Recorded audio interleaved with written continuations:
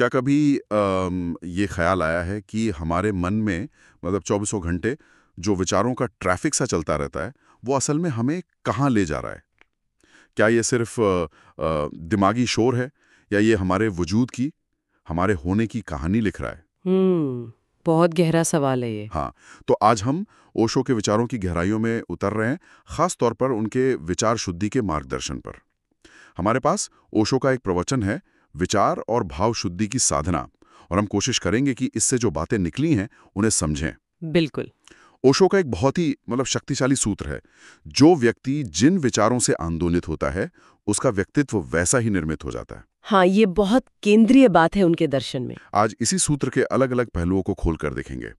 हमारा मकसद है ओशो के नजरिए से समझना कि ये विचारों की शुद्धि आखिर है क्या, कौन से विचार हमें भटकाते हैं, कौन से हमें उठाते हैं, और कैसे हम अपने मन की दिशा बदल सकते हैं। हाँ, कैसे उसे सत्य, शिव और सुंदर की ओर मोड़ सकते हैं। चलिए इस पड़ताल को शुरू करते हैं। तो ओशो ना व्यक्तित्व के निर्माण को परतों में देखते हैं। जैसे पहली परत हुई शरीर शुद्धि, है ना? वो तो हम सब समझते हैं कि जरूरी है। हाँ, वो तो है। लेकिन ओशो कहते हैं कि दूसरी और शायद ज्यादा अहम परत विचार की है। और जैसे शरीर की सेहत के लिए बाहरी शुद्धि जरूरी है, वैसे ही मन की सेहत के लिए विचारों की शुद्धि अनिवार्य है। अच्छा। ओशो के लिए ये सिर्फ हल्के फुल्के ख्याल नहीं है, ये विचार ऊर्जा की तरंगे हैं जो लगातार हमारे चित्त पर, हमारे होने पर अच्छे या बुरे निशान छोड़ती जाती हैं। ये दिलचस्प नजरिया है कि विचार सिर्फ सोच नहीं बल्कि ऊर्जा तरंगे हैं। तो फिर ओशो किन तरंगों को, किन विचारों को अशुद्ध मानते हैं? वो कौन से विचार हैं जो हमें कह सकते हैं गलत दिशा में ले जाते हैं? उनका कहना है कि हजारों तरह के लगने वाले अशुद्ध विचारों के मूल में बेसिकली मुख्य रूप से केवल 3 केंद्र हैं। सिर्फ 3? हाँ, सिर्फ 3 जो हमारे मन पर लगभग कब्जा किए रहते हैं। पहला है धन, पैसा। हाँ पैसा। दूसरा है यश यानी नाम, शोहरत, पहचान की इच्छा। अच्छा, फेम। बिल्कुल। और तीसरा है काम यानी वासनाएं, इच्छाएं, भोग की लालसा। धन, यश और काम, सिर्फ ये 3? ये तो सुनने में बहुत सीमित लगता है, जबकि मन में तो कितने तरह के ख्याल आते हैं। हाँ, और यही ओशो की गहरी अंतर्दृष्टि है। वो इसे समझाने के लिए एक पुरानी चीनी कहानी का जिक्र करते हैं। अच्छा। क्या कहानी है? एक सम्राट थे। वो अपने बुद्धिमान वजीर के साथ समुद्र किनारे टहल रहे थे। बंदरगाह पर सैकड़ों जहाज आ जा रहे थे। सम्राट ने पूछा, अरे कितने जहाज है ये, इनकी गिनती क्या होगी? अनगिनत लगते होंगे वाकई। बिल्कुल। लेकिन वजीर ने जवाब दिया, महाराज, अगर आप सच पूछें तो यहाँ केवल 3 ही जहाज आ रहे हैं और 3 ही जा रहे हैं। हाँ, सिर्फ 3? हाँ, वजीर ने कहा, एक धन का जहाज है, एक यश का और एक काम का। ओहो। ओशो इस कहानी से बताते हैं कि सतह पर भले ही हमें अपनी जिंदगी और विचार हजारों दिशाओं में जाते दिखें, गहराई में हमारी सारी ऊर्जा यात्रा, हमारे मन का पूरा कारोबार इन्हीं 3 जहाजों पर टिका है। अच्छा। और ओशो स्पष्ट कहते हैं कि जो व्यक्ति मुख्य रूप से इन्हीं 3 धन, यश, काम के विचारों में डूबा रहता है, वो अशुद्ध विचार की अवस्था में है। ऐसी अवस्था से जीवन के परम सत्य तक पहुंचना मुमकिन नहीं। अगर धन, यश और काम के विचार अशुद्ध हैं और हमें, जैसा आपने कहा, शायद बाहर की ओर खींचते हैं। हाँ, बाहर और नीचे। बाहर और नीचे। हाँ। तो फिर शुद्ध विचार कौन से हैं? ओशो इसके विपरीत क्या रखते हैं? हाँ, तो जैसे अशुद्ध के 3 केंद्र हैं, वैसे ही ओशो शुद्ध विचार के भी 3 ही मुख्य केंद्र बताते हैं। ये वो केंद्र हैं जिन्हें भारतीय मनीषा ने हजारों साल से पहचाना है और नाम दिया है, सत्यम, शिवम, सुंदरम। सत्यम, शिवम, सुंदरम। यानी सत्य की खोज, शिव यानी शुभ और कल्याण की भावना, और सुंदर यानी सौंदर्य का बोध और उसकी तलाश। ये 3 शुद्ध विचार के मूल आधार हैं। सत्य, शिव और सुंदर, ये शब्द सुनने में जितने पवित्र और ऊंचे लगते हैं, उतने ही शायद रोजमर्रा की जिंदगी से दूर भी लगते हैं। क्या ये सिर्फ दार्शनिक बातें हैं? यही ओशो हमें झकझोरते हैं। वो पूछते हैं, क्या हम वाकई कभी इन पर सोचते हैं? क्या कभी एकांत में बैठकर सत्य की जिज्ञासा हमें बेचैन करती है? क्या शुभ क्या है, कल्याण क्या है, ये सवाल हमारे मन में उठते हैं?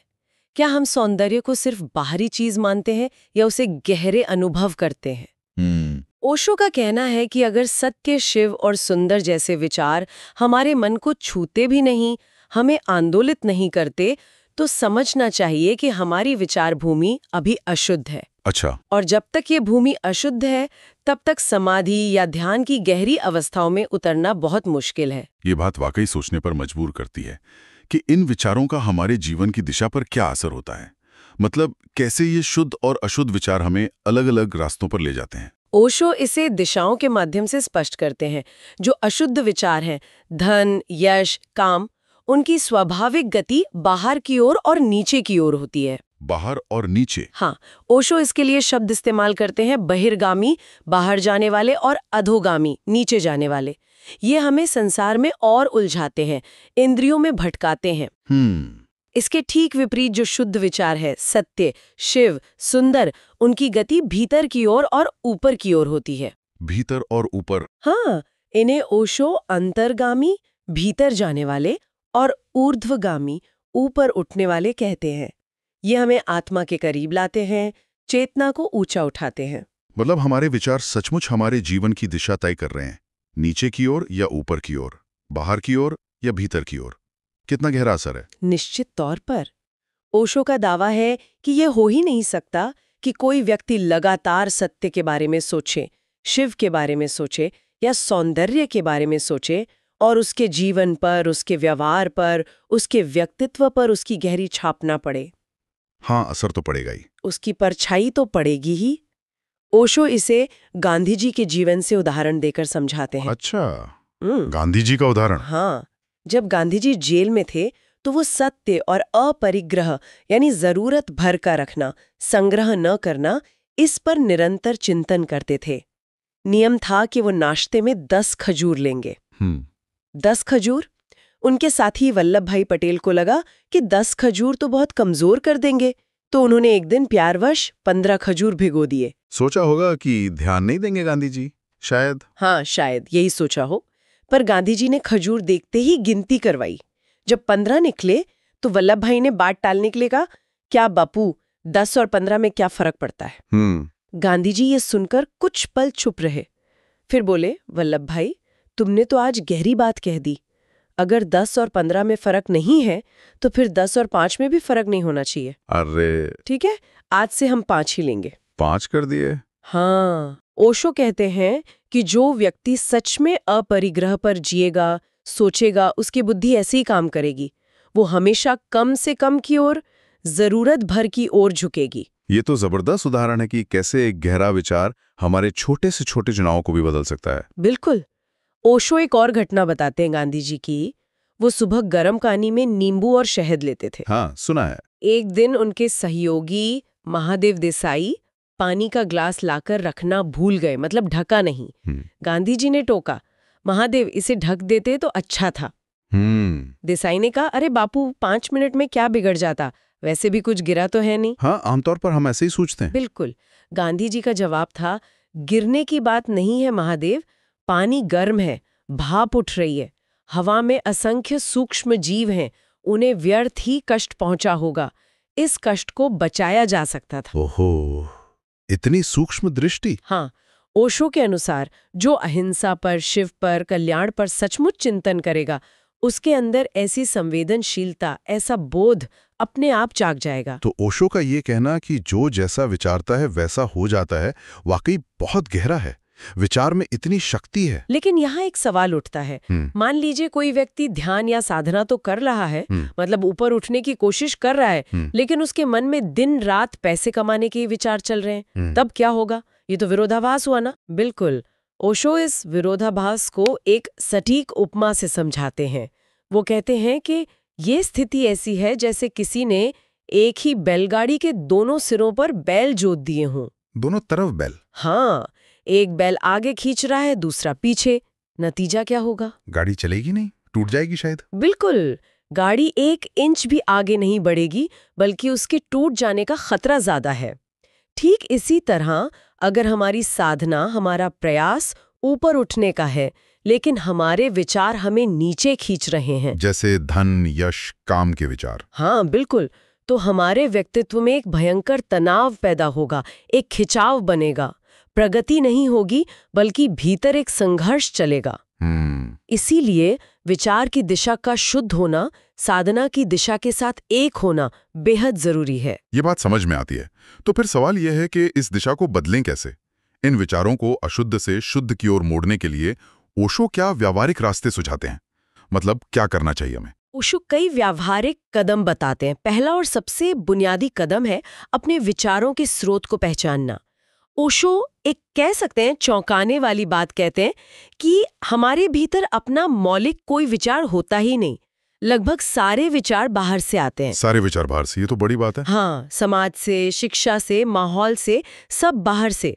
और ओशो कहते हैं कि ये बाहरी विचार आके टिकते कहाँ हैं? कहाँ टिकते हैं? वो टिकते हैं हमारे भीतर पहले से मौजूद कामनाओं, इच्छाओं की खूटियों पर। खूटियों पर? अच्छा। हाँ, जैसे धन कमाने की इच्छा एक खूटी है, मशहूर होने की इच्छा दूसरी खूटी है, भोग की इच्छा तीसरी खूटी है। बाहर से आने वाले विचार इन्हीं खूटियों पर कपड़ों की तरह टन जाते हैं। तो विचार शुद्धि का पहला कदम है ये होश रखना कि हम बाहर से क्या अपने अंदर आने दे रहे हैं। और दूसरा? और दूसरा शायद ज्यादा गहरा कदम है उन भीतरी खूटियों को ही पहचानना और उनसे मुक्त होना। तो इसका मतलब यह हुआ कि सिर्फ बाहरी विचारों को फिल्टर करना ही काफी नहीं है। असली काम तो उन अंदरूनी कामनाओं, उन खूटियों पर है। बिल्कुल। ये तो विचार शुद्धि को बिल्कुल अंदरूनी रूपांतरण का काम बना देता है। बिल्कुल। इसीलिए ओशो कहते हैं कि अपने मन के दरवाजे पर एक सजग पहरेदार की तरह खड़े हो जाओ। मन का पहरेदार? हाँ, जैसे हम अपने घर में किसी को कूड़ा फेंकने नहीं देते, उससे लड़ जाते हैं, वैसे ही मानसिक कचरे को, व्यर्थ के विचारों, नकारात्मक सूचनाओं, बेकार की गपशप को भी पूरी दृढ़ता से इनकार करना सीखें। ओशो अपनी एक रेल यात्रा का किस्सा सुनाते हैं। साथ वाले यात्री ने उन्हें पहले सिगरेट ऑफर की, फिर पान, फिर अखबार पढ़ने को दिया। अच्छा। ओशो ने तीनों के लिए विनम्रता से मना कर दिया। वो यात्री आखिर में बोला, भाई साहब, आपके साथ सफर करना बड़ा मुश्किल है, हम कुछ भी देते हैं आप लेते ही नहीं। ओशो ने जवाब दिया, जो कुछ भी कहीं से भी ले लेते हैं वे नासमझ हैं। संदेश साफ था। अपने मन में क्या डाल रहे हैं इस पर पूरा ध्यान दें। गलत सलत चीजें सोचने या करने से बेहतर है कुछ न करना, मन को खाली रखना। ये सजग पहरेदारी वाली बात तो समझ आई, लेकिन विचारों की गुणवत्ता को पहचाने कैसे तय करें कि कौन सा विचार मन में आने लायक है और कौन सा नहीं? कोई तरीका है? ओशो इसके लिए एक सीधी साधी कसौटी देते हैं।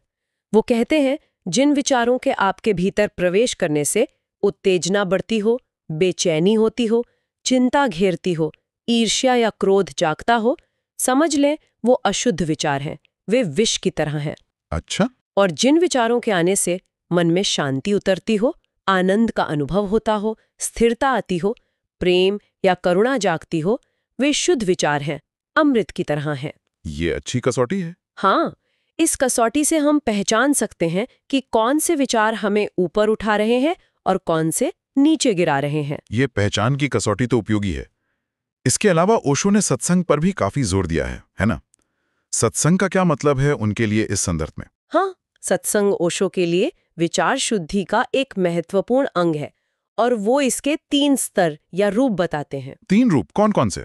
पहला है सद्विचारों का सानिध्य, यानी अच्छे, शुभ, ऊंचे विचारों के संपर्क में रहना, अच्छी किताबें पढ़ना, प्रेरणादायक बातें सुनना, जीवन को उन्नत करने वाले विचारों पर मनन करना। ठीक है।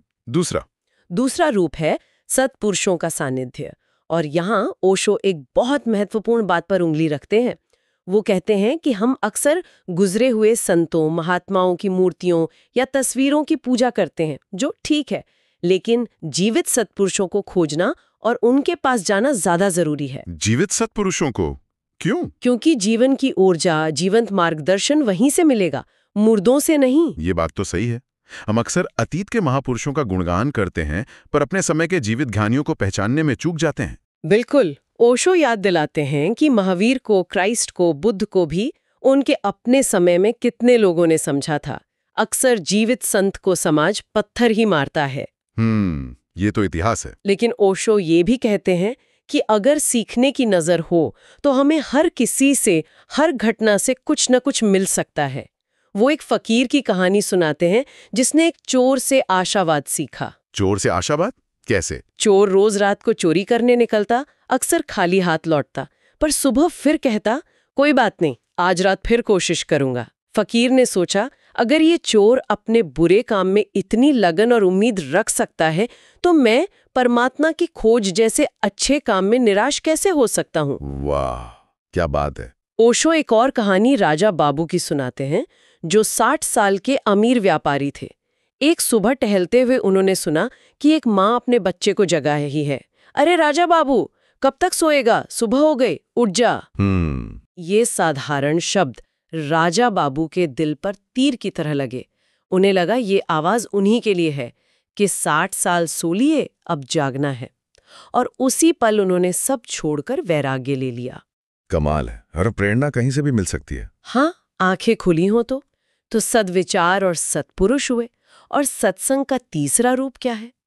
तीसरा रूप, जिसे ओशो शायद सबसे सहज और शक्तिशाली मानते हैं, वो है प्रकृति का सानिध्य। प्रकृति का साथ। हाँ, उनका कहना है कि मनुष्य का समाज भले ही तुम्हें गलत विचार दे, लेकिन प्रकृति कभी अशुभ विचार नहीं देती। खुले आकाश को देखना, बहते झरने की आवाज सुनना, जंगल की शांति में डूबना, पहाड़ों की स्थिरता को महसूस करना, ये सब मन को बिना किसी प्रयास के शुद्ध करते हैं। ये तो अनुभव की बात है। ओशो कहते हैं कि प्रकृति के साथ इतने गहरे जुड़ जाओ कि तुम वही हो जाओ। आकाश को देखते देखते आकाश हो जाओ, झरने को सुनते सुनते झरना बन जाओ। जब प्रकृति के साथ ये तादाद में सधता है तो मन अपने आप शांत और निर्मल होने लगता है। अद्भुत। ओशो एक साधु के बारे में बताते हैं जो बांस के झुरमुट के पास घंटों खड़ा रहता था और देखने वालों को लगता था कि वो खुद भी बांस ही हो गया है। ये प्रकृति के साथ एक हो जाना विचार शुद्धि का अद्भुत उपाय है। आपने बताया था कि ओशो ने शुद्ध विचार के 3 केंद्र बताए, सत्य, शिव और सुंदर। क्या इन तीनों को एक साथ साधने की जरूरत है या किसी एक पर ध्यान देना काफी है? ओशो कहते हैं कि तीनों को एक साथ साधने की जरूरत नहीं है और शायद संभव भी नहीं है शुरुआत में। अच्छा। उनका कहना है कि अगर इन 3 में से कोई एक केंद्र भी, चाहे सत्य, चाहे शिव, चाहे सुंदर, आपके जीवन में ठीक से सक्रिय हो जाए तो बाकी 2 अपने आप उसकी छाया की तरह साथ चले आते हैं। अच्छा, कोई एक भी काफी है। हाँ, इसे समझाने के लिए ओशो गांधी जी और रविंद्रनाथ टैगोर का एक दिलचस्प किस्सा सुनाते हैं। टैगोर और गांधी जी का सुनाइए। टैगोर मूलतः सौंदर्य के साधक थे। एक बार गांधी जी उनके आश्रम शांति निकेतन में मेहमान थे। शाम को दोनों को कहीं जाना था। टैगोर तैयार होने में, अपने बाल संवारने में काफी समय लगा रहे थे। गांधी जी को जो सादगी पर जोर देते थे, ये बुढ़ापे में इतना श्रृंगार करना थोड़ा अजीब लगा। उन्होंने पूछ ही लिया। हाँ, गांधी जी की दृष्टि से ये समय की बर्बादी लगती होगी शायद। बिल्कुल। टैगोर का जवाब सुनने लायक था। उन्होंने कहा, महात्मा, जब मैं जवान था तब बिना सवारे भी सुंदर लगता था। अब बूढ़ा हो गया हूँ, शरीर कुरूप होने लगा है, तो सवारना और भी ज्यादा जरूरी हो गया है ताकि मेरी कुरूपता को देखकर किसी दूसरे की आंखों को पीड़ा ना हो। वाह, ये तो सौंदर्य को बिल्कुल अलग नजरिए से देखना हुआ, पीड़ा ना हो दूसरों को। हाँ, ओशो कहते हैं कि ये सौंदर्य के साधक की दृष्टि है। उसके लिए कुरूपता भी एक तरह की हिंसा है, अशुभ है। कुरूपता हिंसा है। बिल्कुल। ओशो का विश्लेषण है कि जो व्यक्ति सौंदर्य को पूरी गहराई से साधेगा वो असत्य नहीं बोल पाएगा, क्योंकि झूठ कुरूप होता है। सही बात है। वो अशुभ या अकल्याणकारी काम नहीं कर पाएगा, क्योंकि हिंसा और नफरत भी बेहद कुरूप है। तो सौंदर्य को साधते साधते सत्य और शिव अपने आप सज जाते हैं। अच्छा। इसी तरह जो केवल सत्य को ही पकड़ ले वो अशुभ और कुरूप से अपने आप दूर हो जाएगा, और जो शिव यानी कल्याण को साध ले वो असत्य और कुरूपता को बर्दाश्त नहीं कर पाएगा। तो मतलब तीनों जुड़े हुए हैं। हाँ, गहरे में जुड़े हैं।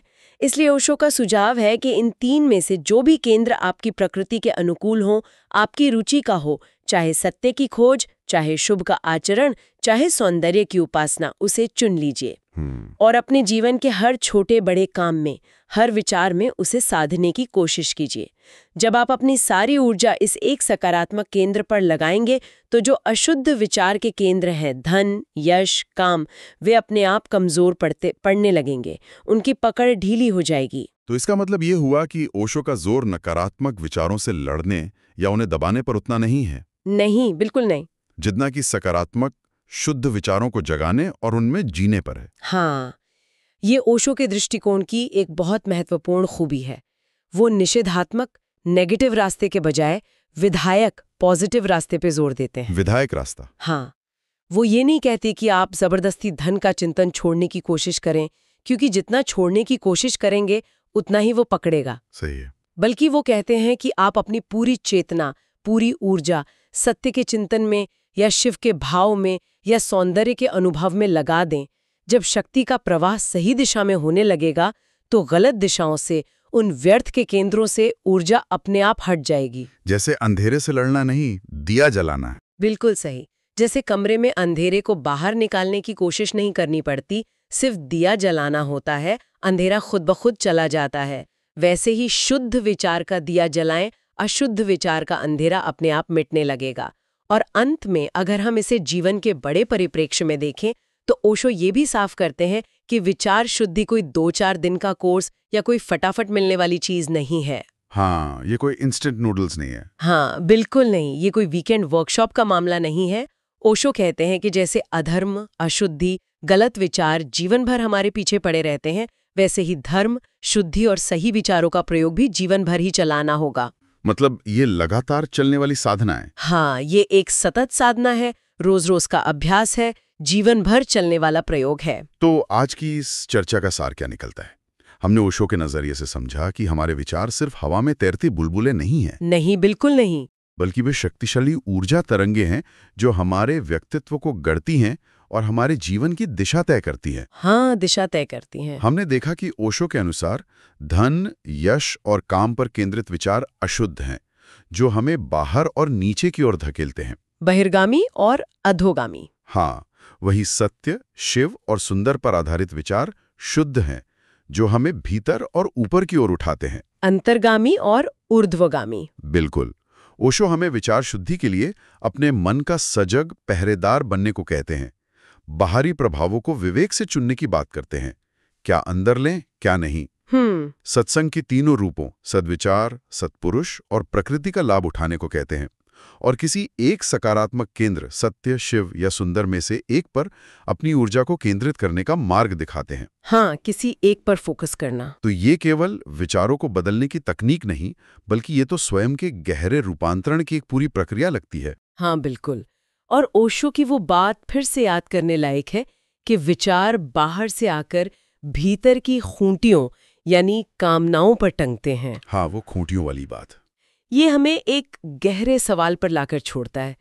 क्या विचार शुद्धि का असली मतलब सिर्फ बाहरी विचारों की फिल्टरिंग करना है, या फिर उन भीतरी खूंटियों को ही जड़ से उखाड़ फेंकना है? ये गहरा सवाल है। शायद असली शुद्धि, असली मुक्ति तब है जब भीतर कोई ऐसी खूंटी ही न बचे जिस पर कोई बाहरी विचार आकर अटक सके, चाहे वो शुद्ध हो या शुद्ध। मतलब भीतर कोई हुक ही ना रहे। हाँ, बिल्कुल। ये एक ऐसा बिंदु है जिस पर गहरा मनन किया जा सकता है। ओशो के ये विचार हमें अपने मन के भीतर झांकने का एक नया नजरिया देते हैं। अपने विचारों के प्रवाह पर ध्यान दें, उनकी दिशा को पहचानें। विचार शुद्धि की ये यात्रा शायद आसान ना हो, पर निश्चित रूप से ये जीवन को सार्थक बनाने वाली सबसे महत्वपूर्ण यात्राओं में से एक हो सकती है।